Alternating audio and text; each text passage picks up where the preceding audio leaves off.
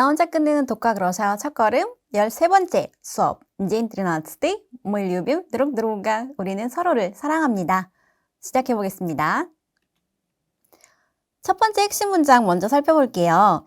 Я думаю, что сегодня будет дождь. 제 생각에 오늘 비가 올 것 같습니다.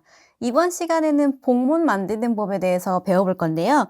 러시아의 복문 만드는 법은 생각보다 간단해요, 여러분. 우리 지난 수업에서 문장 분석하는 법에 대해서 살짝 배워봤는데 그 문장을 분석하는 요령이 복문을 만드는데 여러분한테 정말 많은 도움이 될 겁니다. 러시아의 복문에서는요. 이렇게 또 의문사죠. 의문사가 접속사 역할을 하고요. 그리고 항상 이 접속사 앞에는 꼭 쉼표를 찍어주시면 됩니다. 자, 차근차근 예문을 살펴보면서 자세히 설명드릴게요. Я знаю.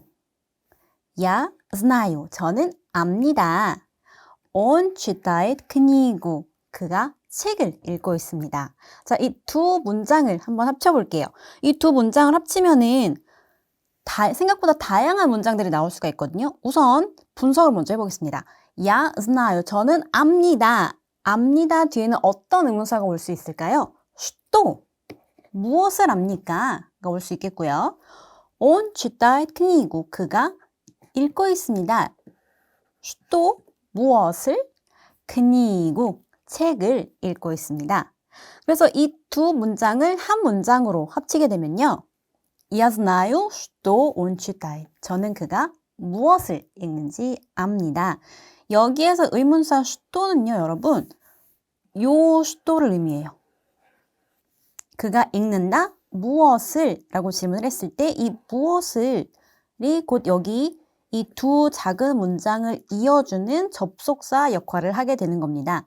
Я знаю, что он читает. 저는 그가 무엇을 읽는지 압니다. 혹은 아까 우리 위에서 얘기했었죠? Я знаю, 저는 압니다. 제가 무엇을 압니까? 이 두 문장을 봤을 때 내가 아는 사실은 바로 그가 책을 읽는다는 것이죠. 그렇게 됐을 때 마찬가지로 이 что, я знаю 뒤에 따라올 의문사 shto를 사용해서 문장을 연결시켜 주시면 돼요. Я знаю, что он читает книгу. 저는 그가 책을 읽고 있다는 것을 알고 있습니다. 이 두 문장을 살펴보시면요. 여러분 사실 여기에 크니구를 제외시키고 말을 할 수도 있어요. 그러면은 얼뜻 봤을 때 Я знаю, что он читает, Я знаю, что он читает. 두 문장이 같아 보이잖아요. 그런데 여기서 내가 그가 무엇을 읽고 있는지 압니다. 혹은 그가 책을 읽고 있다는 그 사실 자체를 알고 있습니다. 라는 것을 따로 분류시켜서 강조를 하고 싶을 때는 억양의 차이를 주시면 돼요. 자, 제가 한번 해볼게요. Я знаю, что он читает. 혹은 Я знаю, что он читает. 차이가 들리셨을까요? Я знаю, что он читает. 여기서 shto를 강조했을 때는 무엇을 읽고 있는지를 조금 더 강점을 두는 거고요. Я знаю, что он читает. 이렇게 물 흐르듯이 shto에 강조를 하지 않고 자연스럽게 발음을 했을 때는 나는 그가 책을 읽고 있다는 이 읽고 있다는 사실 자체를 알고 있습니다. 라고 이해를 하시면 됩니다. 생각보다 간단해요. 조금만 연습을 하시면 금방 하실 수 있습니다. 두 번째 예문 한번 살펴볼게요. Я знаю. 저는 압니다. Он поет. 어떻게? Как? Хорошо. Он хорошо поет. 저는 압니다. 그는 노래를 잘 부릅니다. 여기서도 마찬가지로 Я знаю 뒤에는 의문사 shto가 오죠. 그렇게 했을 때 아까 위에서 살펴봤던 이 두 번째 예문처럼 Я знаю, что он хорошо поет. 저는 그가 노래를 잘 부른다는 사실을 압니다. 라는 복문이 만들어질 수도 있고요. 근데 이거는 중복된 거니까 다른 의문사를 사용해서 요 как 의문사를 사용을 한다면 Я знаю, как он поет. 저는 그가 어떻게 노래를 부르는지 압니다. Я знаю, как он поет. 자, 저희는 요 хорошо라는 사실을 강조하고 싶기 때문에 이 хорошо에 해당이 되는 의문사를 활용해서 이 두 가지 문장은 연결시켜 준 거고요. 이 의문사 앞에는 항상 쉼표 찍어주시는 거 잊지 마세요. 세 번째 예문 한번 살펴볼게요. 마찬가지로 Я знаю. 저는 압니다. Он скоро встанет. 그는 곧 일어날 것입니다. 자, 두 번째 문장을 저희가 분석을 해보면 Он встанет. 그는 일어날 것입니다. когда? 언제? скоро. 곧 일어날 것이다. 그렇게 했을 때 이 두 문장을 когда 의문사로 연결을 하면은 Я знаю, когда он встанет. 저는 그가 언제 일어날지 압니다. Я знаю, когда он встанет. 자, 여기 의문사 앞에 쉼표 보이시죠?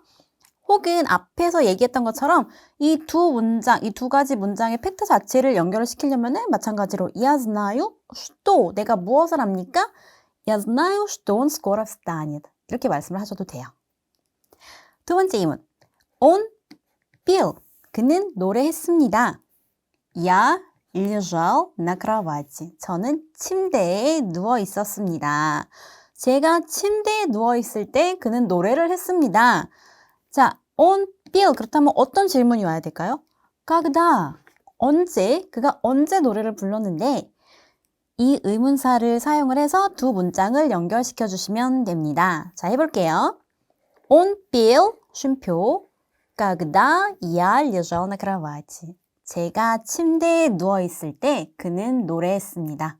Он пел, когда я лежал на кровати. 사실상 이렇게 보시면요. 이 두 문장을 가지고 정말 다양한 버전의 복문을 만들 수가 있어요. Я пел, когда я лежал. 혹은 Я пел, когда где я лежал. 그렇죠? 어디 누워 있을 때. 이런 식으로 계속해서 복문을 만들어갈 수가 있어요. 그래서 저는 대부분 학생분들한테도 꼭 말씀을 드리는 게 복문 만드는 연습을 많이 하세요. 그러다 보면은 문장을 분석하는 실력도 저절로 늘어날 거예요. 또 다른 복문 예문을 한번 살펴볼게요. Я знаю. 저는 압니다. Он читает в комнате. 그는 지금 방에서 읽고 있습니다. 읽고 있습니다. в комнате. где? 어디에서? 이 где 의문사를 가지고 복문을 만들게 되면 Я знаю, 쉼표, где он читает. 저는 그가 어디에서 읽고 있는지 압니다. 라는 복문이 만들어집니다. 두 번째 핵심 문장입니다. У меня болит голова. 저는 머리가 아픕니다. 여러분 이번 수업 시간 때 말리즈라는 동사를 살펴볼 건데요. 굉장히 사용법이 다양합니다. 그중 첫 번째는 주격, 말리즈 더하기 조격입니다. 이게 무슨 뜻이냐면은 우선 말리즈의 변화를 한번 살펴볼게요.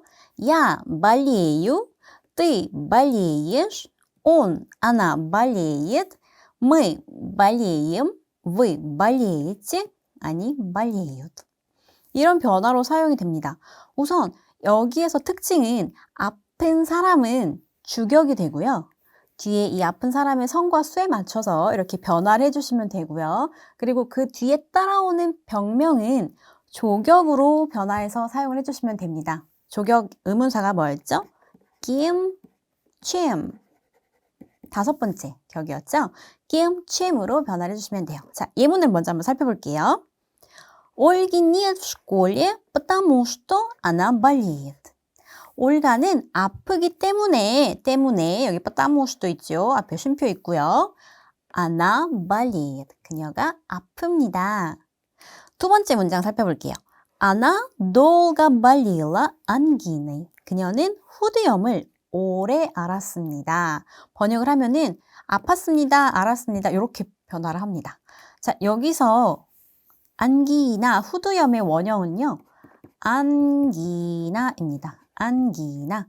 자, 아로 끝나는 단어는 조격에서 오, 예, 이로 변화를 하기 때문에 안기나이가 돼요. 그래서 안나 발리라 취임. 안기네. 이렇게 변화를 하는 겁니다. 자, 여기서 보시면요. 아픈 사람, 아프다 동사 변화는 아픈 사람에 맞춰서 하시는 거고요. 병명은 조격으로 변화를 하시면 됩니다. 라고 제가 자꾸 강조를 해서 말을 하는 이유는요. 이 병증으로 표현을 하는 것뿐만 아니라 어느 부위가 아프다라는 표현을 할 수 있기 때문이에요. 러시아는 어느 부위가 아프다라고 할 때는 사용법이 살짝 달라집니다. 바로 우 더하기 생격, 말릿 더하기 주격. 여기서 여러분 예문을 통해서 한번 살펴볼게요. 우미냐 말릿 주봇. 저는 배가 아픕니다. 이런 문장에서의 주격은 여러분 아픈 곳이 돼요. 아픈 부위. 배가 아플 수도 있고 머리가 아플 수도 있고 그쵸? 뭐 다리가 아플 수도 있고 이것처럼 아픈 부위가 주격이 되는 거고요. 그리고 이 부위가 해당이 되는 사람이 우전치사와 함께 생격으로 변화해서 사용을 하시면 됩니다. 우미냐 말리슈봇 배가 아픕니다. 근데 이 배가 누구한테 있어요? 우미냐 말리슈봇 때문에 여기 아픈 부위는 여러분 단수거나 복수거나 그쵸? 그래서 단수일 때는 말리트 복수일 때는 말랴트로 표현해 주시면 됩니다.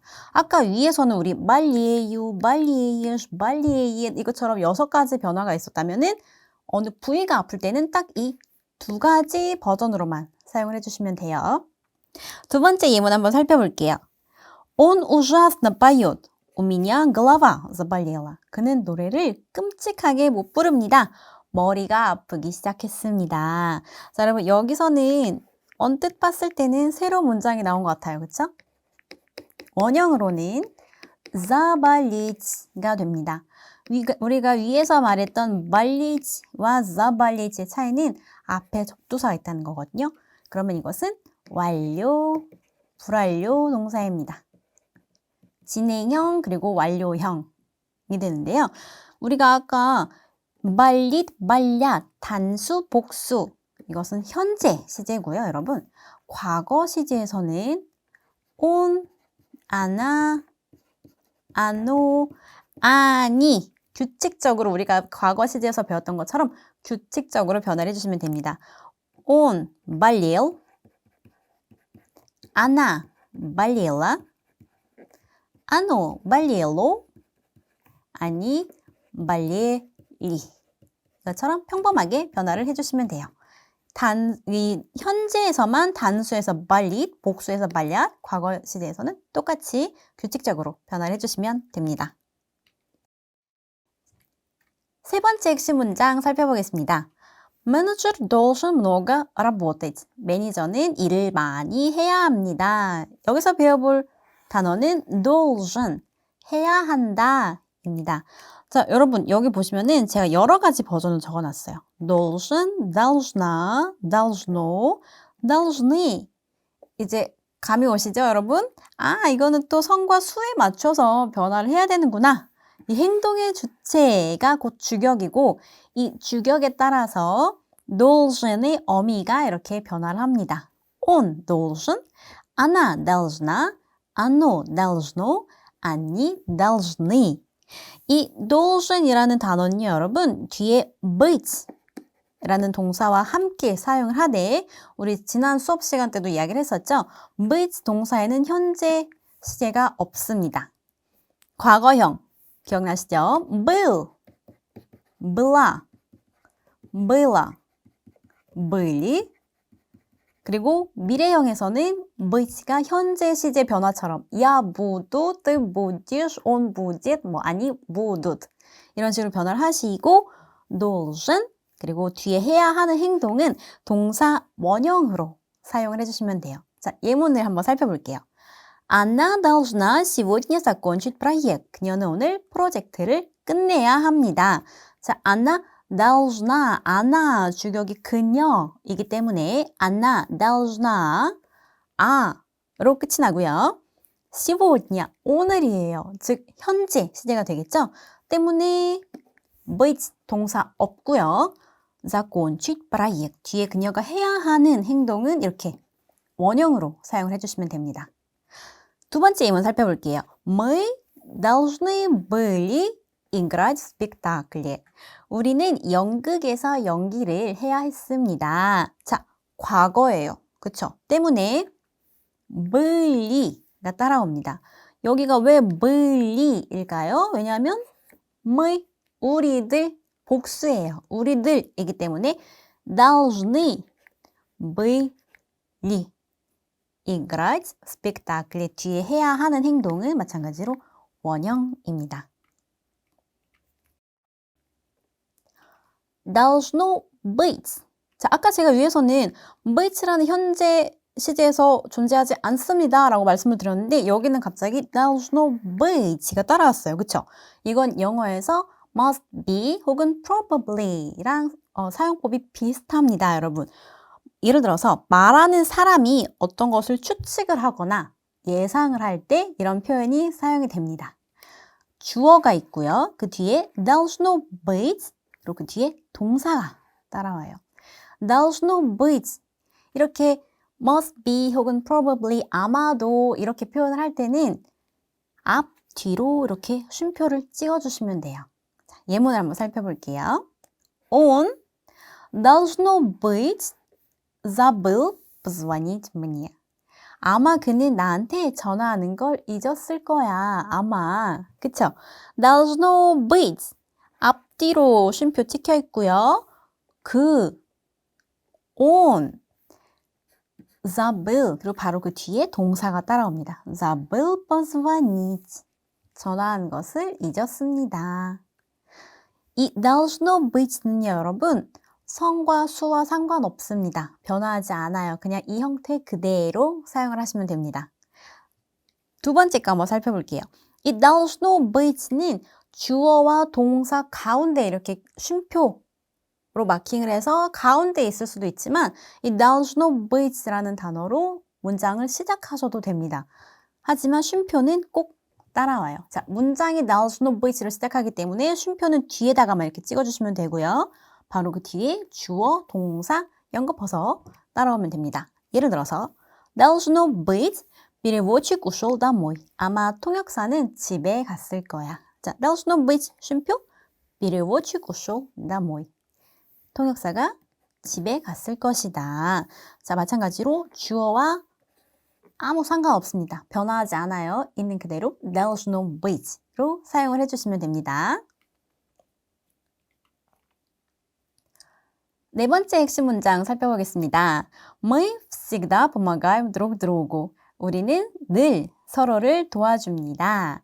자, 새로운 표현법이에요, 여러분. друг дру가 друг 친구라는 뜻을 가지고 있는 단어죠. 그런데 이게 두 가지 단어가 друг дру가 두 개가 연거퍼서 이렇게 사용이 되기도 해요. 뜻은 서로 서로입니다. 서로 서로. 이때 앞에 이 드룩은 변화 없이 그대로 사용이 되고요. 서로가 서로를 혹은 서로가 서로와 함께 뭐 서로가 서로의처럼 이렇게 사용법에 따라서 격이 변화합니다. 그럴 때는 이 뒤에 있는 드룩만 격에 따라서 변화를 해주시면 돼요. 또 한 가지 특징은 항상 이제 문장에서 사용이 되는 거기 때문에 이 드룩가는 주격이 없어요. 주격 형태로는 사용이 되지 않습니다. 문장에서 어떤 걸 추가적으로 설명을 하는데 대부분 이제 사용이 되기 때문이에요. 자, 예문을 먼저 한번 살펴볼까요? Мы работаем друг для друга. 우리는 서로를 위해 일합니다. 여러분, 여기서 특이한 점은 바로 이 늘야 전치사가 사용이 됐어요. 이것처럼 서로가 서로를 위해서 이런 식으로 전치사와 함께 사용을 해야 될 때는 전치사가 이 друга 가운데로 와야 돼요. Мы работаем друг для друга. Мы дарим подарки друг другу. 우리는 서로에게 선물을 줍니다. друг другу 여격이 사용이 됐고요. 왜냐면 дарить, 자, 선물하다. дарit라는 단어는 누구에게 라는 의문사가 오기 때문에 까무치무 삼격, 여격이 사용이 되기 때문이에요. Мы дарим подарки друг другу. Мы знаем друг друга.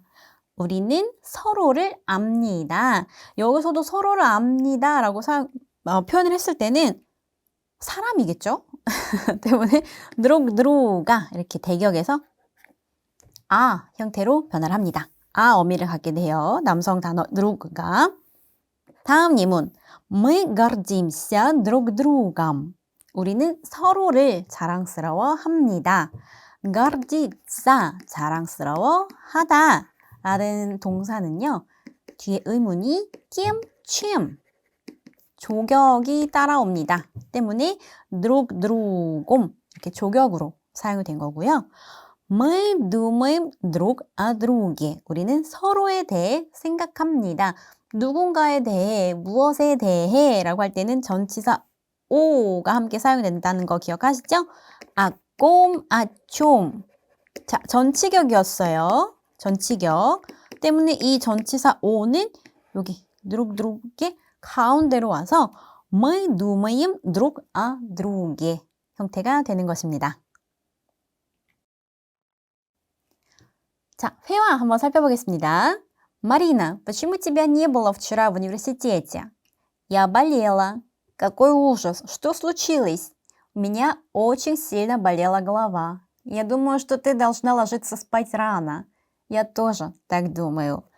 마리나, 어제 왜 학교에 안 왔었어? 나 아팠어. 세상에 무슨 일 있었어? 머리가 너무 아팠어. 나는 네가 잠을 일찍 자야 한다고 생각해. 나도 그렇게 생각해. 자, 여기서 한번 살펴볼게요. 먼저. Почему тебя не было? 왜 안 왔어? 왜 안 왔어? 라고 저희가 번역을 했지만 직역을 하자면 왜 не было 과거형이죠. 없다. 없다의 과거형이에요. 그쵸? не было. 없었어. 왜 네가 누가 까보 없다라는 표현을 할 때는 꼭 까보 취보 의문사로 사용을 하셔야 돼요. 까보 취보 생격이죠. почему тебя не было вчера? 직역을 하자면은 왜 어제 학교에 대학교에 네가 없었어? 라는 표현으로 사용이 됩니다. 자, 직역을 하자면 왜 네가 없었어지만 왜 안 왔어? 라고 표현을 하는 게 맞긴 하겠죠. какой ужас! 감탄사를 사용을 할 때는 여러분 какой ужас! какая красивая! какое хорошее! 처럼 뒤에 형용사도 사용이 되지만 이것처럼 какой ужас! 부사도 사용이 됩니다. 여러분. 다만 какой 뒤에 얼마나 예쁜가, 얼마나 좋은가처럼 какая хорошая девочка, 뭐 какой красивый мальчик처럼 뒤에 형용사를 사용을 하실 때는 이 какой의 어미가 뒤에 따라오는 형용사의 어미와 같은 걸 쓰셔야 합니다. 형용사의 성, 수, 그리고 격이랑 똑같이 바꿔주시면 돼요. 부사일 땐 상관이 없습니다. 변하지 않아요. 저희 이번 수업 시간 때는 복문을 배워봤습니다. 그쵸? 두 가지 작은 문장을 한 가지로 합칠 때 의문사와 함께 사용을 하셔야 되고 꼭 의문사, 접속사 역할을 하는 이 의문사 앞에는 꼭 쉼표 찍어주시는 거 잊지 마시고요. болеть, 아프다라는 표현을 할 때 상황에 따라 다양한 버전으로 표현할 수가 있습니다. 라고 말씀드렸어요. Я болею, ты болеешь. 누군가 아플 때는 Я болею, ты болеешь. Он, она болеет처럼 동사를 변형시켜서 뒤에 병증, 병명은 꼭 조격으로 변화를 해서 사용을 하셔야 되고요. 하지만 어느 부위가 아프다 라는 표현을 할 때는 болит 혹은 болят처럼 단수 혹은 복수 이 두 가지 형태로만 사용이 가능합니다. 하지만 이것은 현재어고 현재 시제이고 과거에서는 규칙적으로 변화합니다 라고 말씀드렸어요. болел, болела, болело, болели 처럼요. 과거에서는 규칙적으로 변화하시면 되고요. должен, 자, 무엇을 해야 한다. 해야 하는 사람, 해야 하는 대상은 대상에 따라서 주격, 뒤에 должна, должно, должны 처럼 должen처럼 주격의 성과 수에 맞춰서 변화를 하셔야 하고요. 그 뒤에 따라오는 동사는 원형으로. 현재에서는 быть 없이 그대로 사용을 하시면 되지만 과거와 미래에서는 이 быть 동사를 과거로 또는 미래형으로 바꿔서 꼭 사용을 하셔야 되고요.